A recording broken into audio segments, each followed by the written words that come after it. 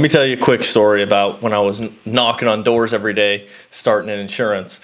There was a specific time that I was driving along. I'm driving in the middle of Amish country, and then I have a lead card, right? So I'm literally driving. I put a bunch of people's addresses into my GPS. This is back in the day when you didn't have GPS on your phone. So I had a Garmin, and you would literally put in a bunch of addresses. That's how I'd start my day. I'd put in all these addresses, and the Garmin would show you, which was really nice, how far the next address was in comparison to where you were. So if I was at a lead's house and then I saw, oh, this address is actually only 2 miles down the road, I could just click on that instead of driving like 15 miles down the road then coming back. So it was very useful.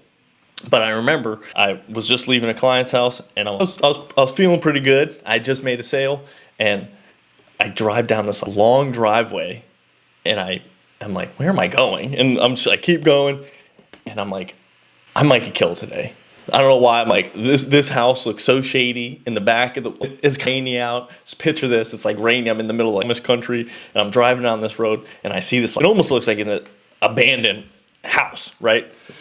But I'm feeling confident. I'm feeling cocky, and I'm like, they asked for something. I'm like, I gotta go up this door.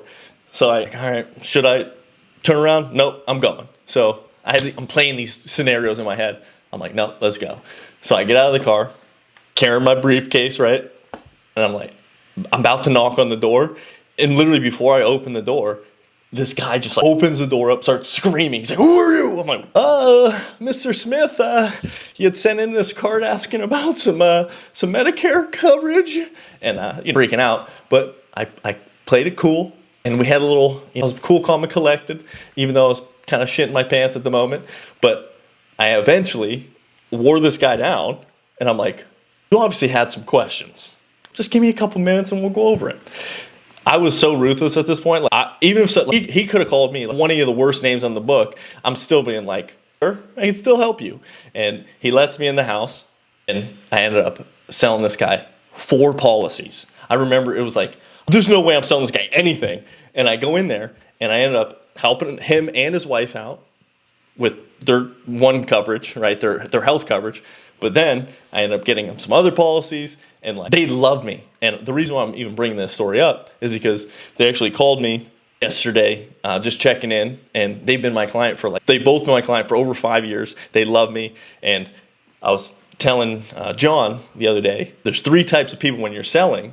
First type of person is somebody that everyone's going to be able to sell, right? Everybody's going to be able to sell this person, so you better be able to sell that person, right?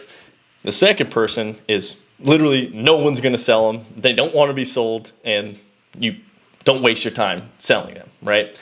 But the third person is the person that only a select few people will be able to ever sell.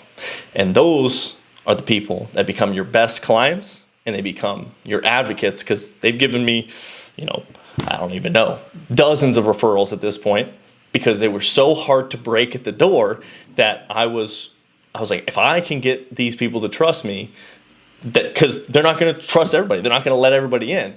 And I always had that in the back of my head, that you have to understand the difference between the people that can't be sold at all, right? And the people that have a barrier up, but they want help, right? These people needed help, really genuinely help them, and they are super grateful that I'm their advisor.